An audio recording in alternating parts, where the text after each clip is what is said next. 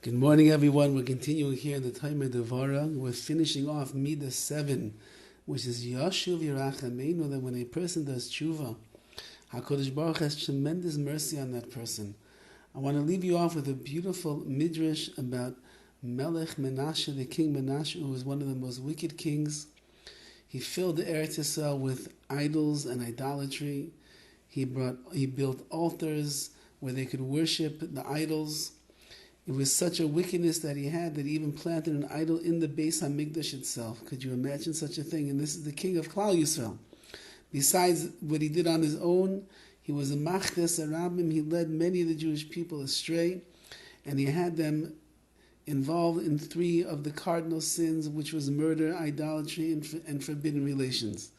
And finally, at the very end, HaKadosh Baruch could not take this anymore, and he brought the invading armies of Assyria into the land of Eretz Yisrael to persecute the Jewish people.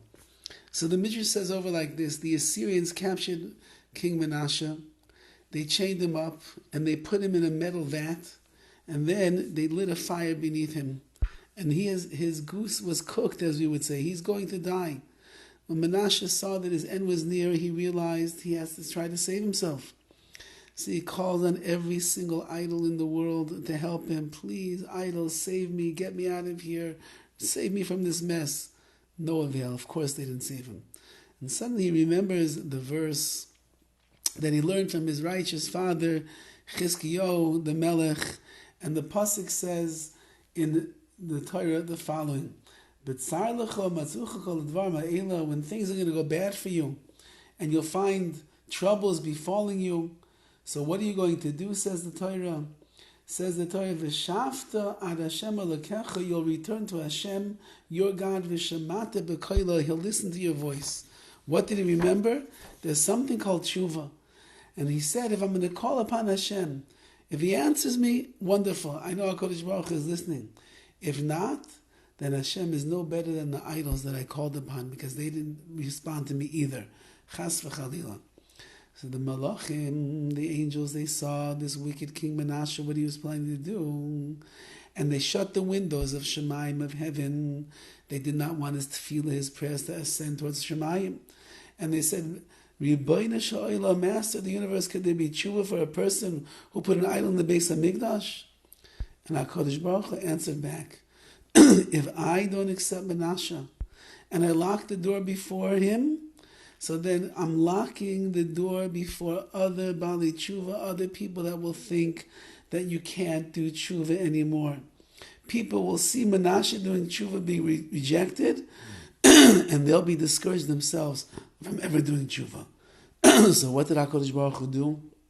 He carved out a tunnel beneath his Kisei HaKavod, his throne of glory, and he said, through this tunnel, the tefillos, the prayers of Menashe will ascend. Like it says in the pasuk over there, that Menashe davened to HaKadosh Baruch Hu, and HaKadosh Baruch Hu accepted his tefillos.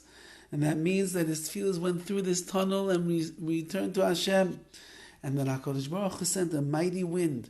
It lifted Menashe out of captivity, and b'derech nisim, miraculously carried him back to Yerushalayim, where his kingship was restored.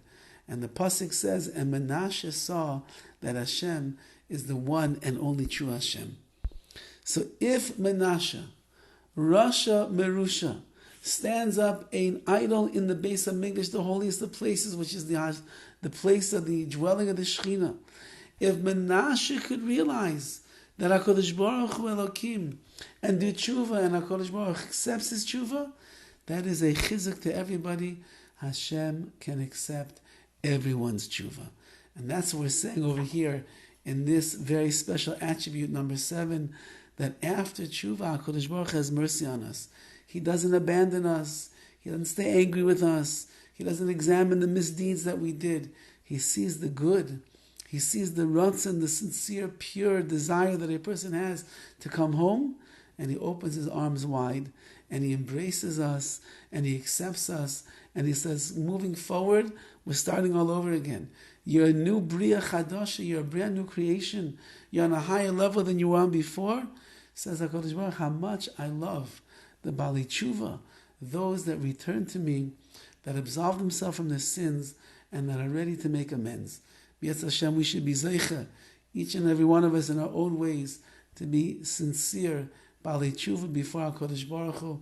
If we made mistakes, meaning we do make mistakes, and when we make mistakes, do Teshuva, come back to Hashem, and He will accept us like a father will always accept his child, no matter how far they might have strayed. Have a wonderful day.